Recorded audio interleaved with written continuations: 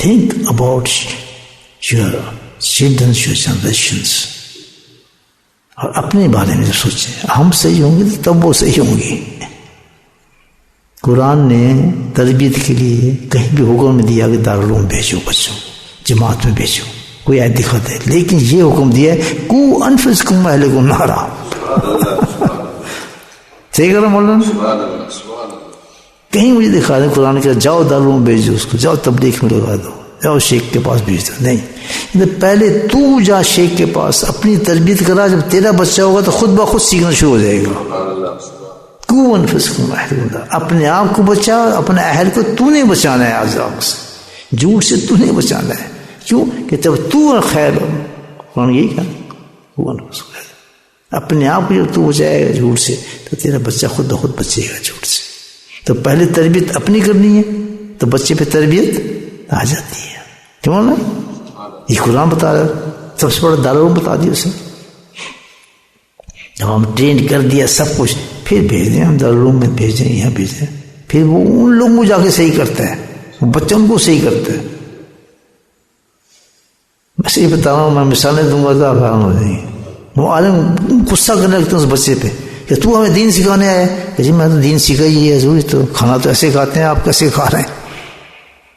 دیکھیں نہ نبی کچھ کہتا ہے، نہ رسول کچھ کہتا ہے، اور نہ ہی اولیاء اللہ کچھ کہہ سکتا ہے. ایک اور سے سننا بات، اللہ پاک نے امام الانبیاء جو سب سے بڑے ان کے بارے میں قرآن کہا کہ یہ نہیں بولتا، اس کی زبان نہیں بولتی بلکہ میری وہی بولتی ہے. وہ انتقام نہ کیا، وہ انتقام ہوا ہے اللہ ما یوحا. یہی نہیں ایسا تعارف کرا ہے. کیا مطلب؟ کہ مطلب یہ کہ یہ جو کچھ کہے گا اس کی زبان سے نکلے گا اس کا رب بتا رہا ہے اس کو. ہم نبی کا سٹیٹس ہے، اور سب سے ہائی سٹیٹس نبی پر جن کو اللہ بتاتا تھا.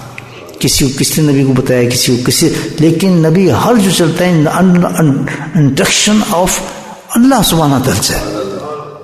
مخلوق کو خود نہیں کہہ سکتا، کچھ بھی بتا نہیں سکتا، لیکن اللہ کہتا ہے جب وہ یہ بولے گا یہ زبان اس کی ہوگی لیکن حکم میرے چلتا ہے. یہ بولتے ہما ينطق عن الهوى، خواہشات نہیں ہوتی ہیں اس کی. ورنہ تو وہ آدمی کہہ جی پتہ نہیں خواہش نہ بول دے گا، اس لیے کہتے ہیں 100% جو کہا نبی پاک نے سچ کہا ہے. بات سمجھ گیا؟ کیونکہ مخلوق کا تعلق ہے، اس کو سمجھانا ہے. مخلوق کے دل میں ایک شبہ بھی نہیں آنا چاہیے، وسوسہ میرا نبی جو کہہ رہا ہے بالکل سچ کہہ رہا ہے. تو اللہ نے اپنے ذمہ لے لیا بات. بہت سے مقام پہ جو صحابہ کوئی سوال کرتے تھے آپ سے تو آپ خاموش ہو جاتے تھے.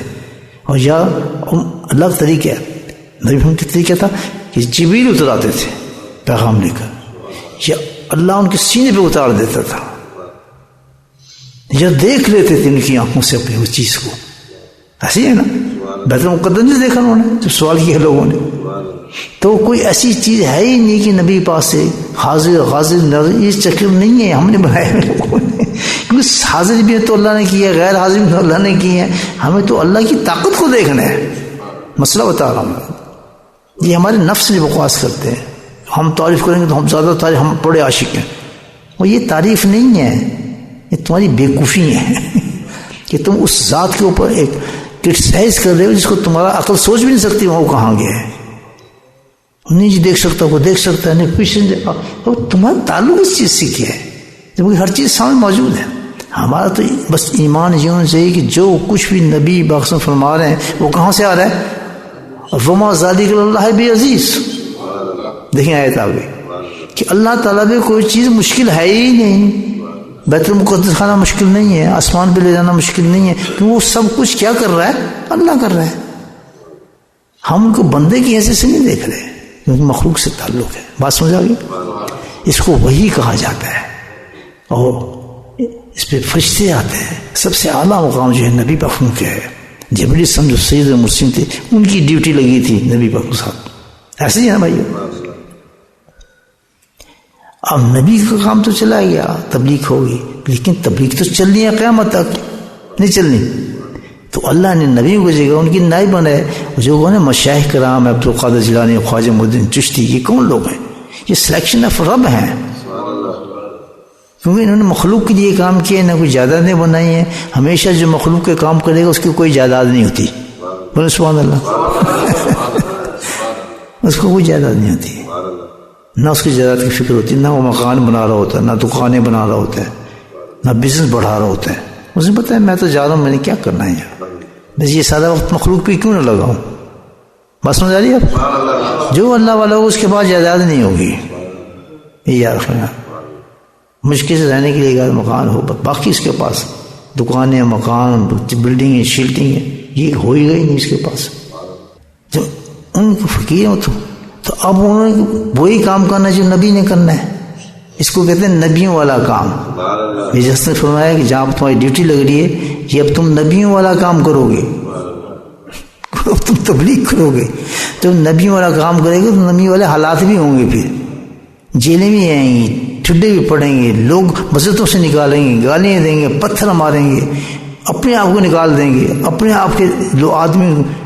پھر نبی کا کام یہی ہوتا ہے نا، جس کے ساتھ یہ کام ہو رہا ہے سند اس کے پیچھے لگی ہے، پکا ولی ہے اللہ کا.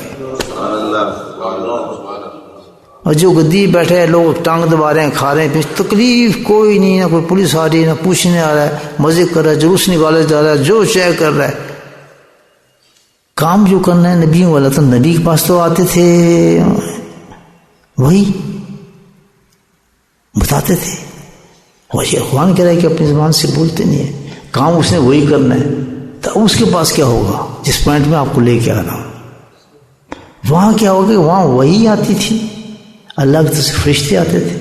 تو اور یہ اللہ کے ساتھ جو ہوتا ہے وہ القات ہوا ہے. آنے والا دن شروع ہو گیا، پتہ نہیں ہمارے ساتھ کیا کیا امتحان ہونے والے، ہمیں بچا.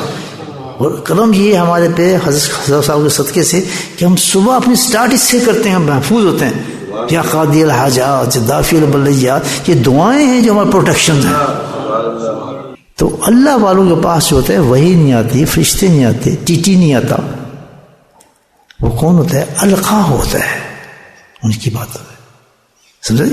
تو ان جو اللہ والے سے بات کرتے ہیں تو ان کی اللہ تعالیٰ کا اس میں یہ شمع ہوتا ہے کہ اس کے اندر یہ نور ہوتا ہے جس سے بات کرتا ہے، اور وہ اثر کر جاتا ہے انسان کے دماغوں پر، اور پیغام بنتا ہے. اس کی سمجھانا بھی پیغام ہوتا ہے اللہ کی طرف سے کہ عقل آ جائے، موت اس کی آنے والی ہے. اب بھی اس کو عقل نہیں آ رہی اس شخص کو، اس نے جہنم میں جلنا ہے، دل نہیں کھلتا. ہمیشہ اللہ والے کے سامنے بات پہنچ رہی ہے دل میں، اسی وقت توبہ کر لینی چاہیے آدمی کہ شاید پھر موقع ملے مجھے نہ ملے، یہ میری غلطی ہے، میں جو کر رہا ہوں آج ہی توبہ کر لو بھائی.